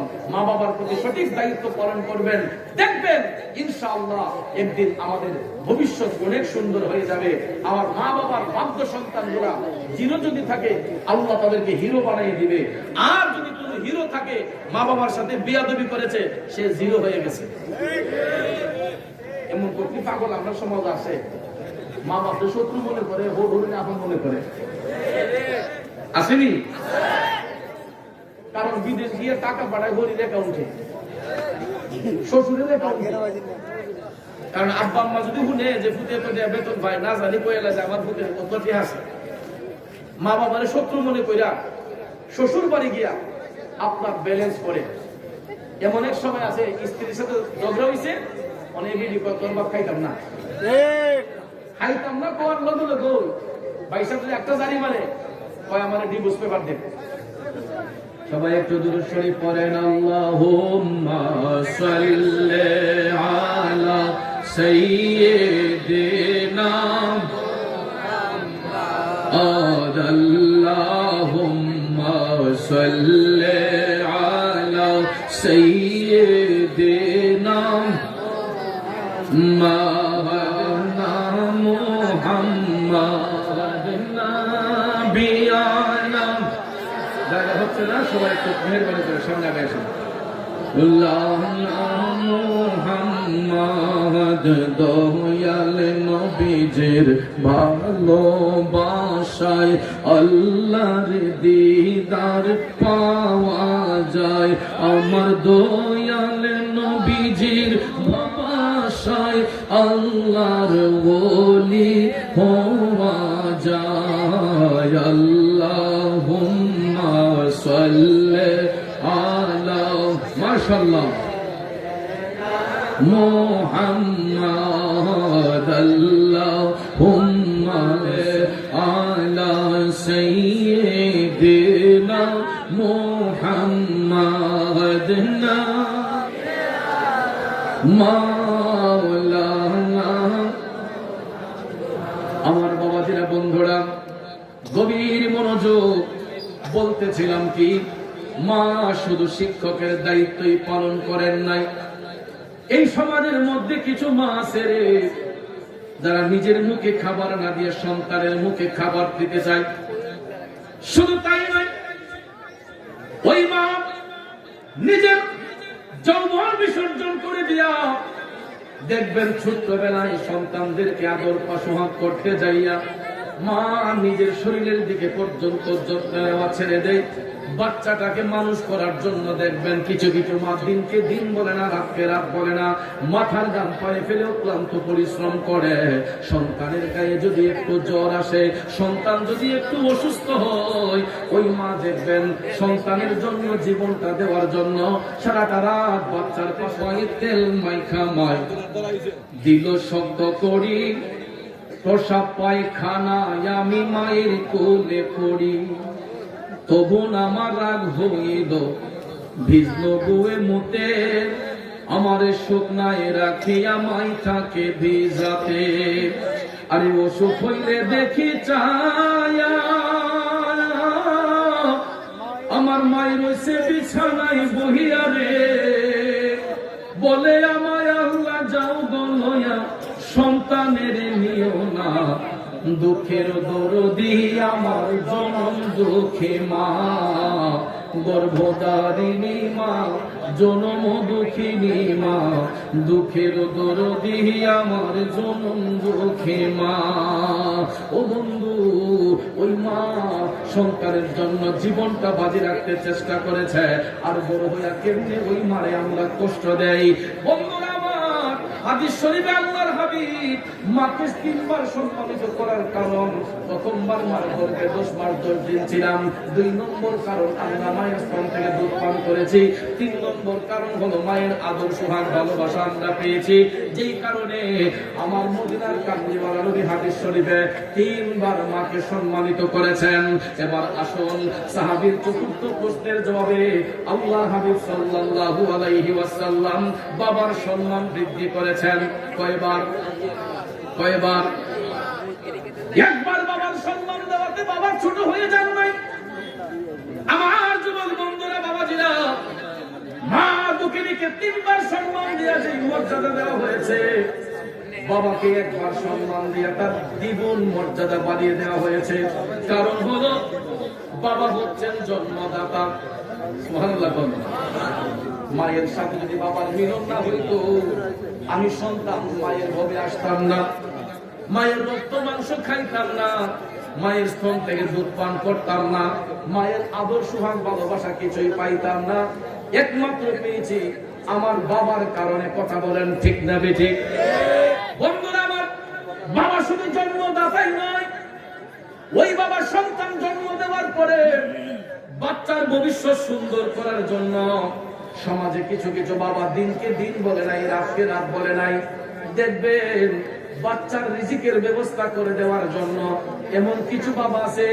এই যে সামনে পুষ মাসটা আমাদের কাছে আসতেছে, দেখবেন পুষ মাসে শীতের মধ্যে বাবা হাঁটু পর্যন্ত কাদার মধ্যে নাইমা নিজে পরিশ্রম কইরা জমিনে কাজ করে সন্তানটারে কম্বলের নিচে শোয়া রাখে। ঠিক কিনা কোন? আসেনি এমন বাবা? নিজে জমিনে গিয়া কাজ করে। ছেলে যদি কাজ করতে যায়, না তুই পড়াশোনা কর, আমি কাজ করে তোকে খাওয়াইমু। এমন বাবা আছে না? শুধু তাই নয়, আরো কিছু কিছু দিন মজুর বাবা আছে, সারাটা দিন জমিনের মধ্যে হাল চাষ করে, কেউ তরকারির ব্যবসা করে, কেউ মুদিমালের ব্যবসা করে। সারাটা দিন কাজকর্ম করার পরে বাবার হাতে যে লভ্যাংশ আসে, গড়ে আসার সাথে সাথে ছেলে ডাক দিয়া কয়, আব্বা আমার 50 টাকার দরকার, আমার 100 টাকার দরকার। একবার যদি আব্বা মুখ দেয় না করে, ছেলে যদি আরেকবার ডাক দিয়া কয় না করে, আরেকবার ডাক দিয়া কইলে বাবা কয় না হোক নে টিহানি। কিন্তু অন্য একটা পুরুষে সারাদিন আব্বা দেখেন, আপনারে 5 টাকা দিব, সারাদিন বাপ ডাকলো অন্য লোকে আপনাকে 5 টাকা দিবে না, কিন্তু নিজের জন্মদাতা বাবার কাছে গিয়া চাইবা মাত্রই বাবা দিতে বাধ্য থাকে। কথা কোন ঠিক না বেঠিক? এটা নিম্ন শ্রেণী হোক, মধ্যবিত্ত হোক, হাই শ্রেণীর হোক, চাহিদা অনুসারে বাবা সন্তানগুলোর চাহিদা পূরণ করে। কথা কোন ঠিক না বেঠিক? অবস্থার পরিপ্রেক্ষিতে প্রত্যেকটা বাবা তার সন্তানের চাহিদা পূরণ করে। ভাইয়ের আমার, কিছু কিছু বাবা আছে ছেলেদের টাকা দিয়ে প্রাইভেট কার কিনে দেয়, আরো কিছু কিছু বাবা আছে যদিও প্রাইভেট কার কিনে না দিতে পারে, দেখবেন একটা বাইসাইকেল কিনে দেওয়ার চেষ্টা করে। যার যার অবস্থা অনুসারে প্রত্যেকটা পরিবারের বাবারা চেষ্টা করে তার বাচ্চাকে সুখে রাখতে, কিন্তু বিনিময়ে কষ্ট ছাড়া বাবা ছেলের কাছ থেকে কিছু পায় না। খুব কচিতে ভালো ছেলেগুলা পাওয়া যায়। এখন প্রায় 80% ছেলেগুলা বাবার সাথে বিয়াদবি করে, বাবার কথা অবাধ্য চলাফেরা করে। আছে না নাই? একটাবার চিন্তা করে যুবক, পরীক্ষা দিব, ফর্ম ফিল আপ করতে হয়, টাকা 1500 প্রয়োজন। স্যার বলেছে এত তারিখের ভিতরে টাকা না দিলে ফর্ম ফিল আপ হবে না। এখন ছেলে আসছে বাসায়, আইসা বাবাকে বলতেছে আব্বা ফর্ম ফিল আপ করতে হবে, টাকার প্রয়োজন। মেয়ে গিয়া ডাক দিয়ে কইছে আব্বা আমারও তো ফর্ম ফিল আপ লাগবে, আমারও 1500 লাগবে। ছোট জনে গিয়া কয় আমার 1200 লাগবে। দেখা যায় একটা বাবার ইনকামিং সোর্স কম, 2-3টা বাচ্চা পড়াশোনা করে, তাদের পড়ালেখার বেতন ভাতা দিতে গিয়া অনেক বাবা হিমশিম ভাগ করে যায়। আছে না? দেখুন, মধ্যবিত্ত পরিবারের বাবাগুলা না পারে কারো কাছে হাত পাততে, না পারে সন্তানের চাহিদা পূরণ করতে, নীরবে নিস্তব্ধে কান্না করে। এখন পর্যন্ত এমন কিছু বাবা আছে না পারে বাচ্চাদের কইতে, না পারে নিজে সইতে। কারণ গরিব লোক যারা একবারে গরিব, এরা খুব আরামে চলতেছে, দিনে আনে দিনে খাইতেছে। আবার যারা টাকাওয়ালা লোক, এরাও খুব আরামে চলতেছে, খাইতেছে। মাইসকানো জেলে আসে, এরা ধ্বংস হয়ে যেতেছে। বাজারে করে দেখা যায় পেঁয়াজের দাম কেমন, তেলের দাম কেমন, নিত্য প্রয়োজনীয় জিনিসের দাম কেমন। তরকারির বাজারে এমন দিনে তরকারি এত সস্তা ছিল, ব্যাগ ভরে ভরে ঘরে আনা গেছে, কিন্তু এখন একটা শাক কিনতে গেলেও 30-40 টাকার কমে একটা শাক কিনা যায় না। কথা কোন ঠিক না বেঠিক?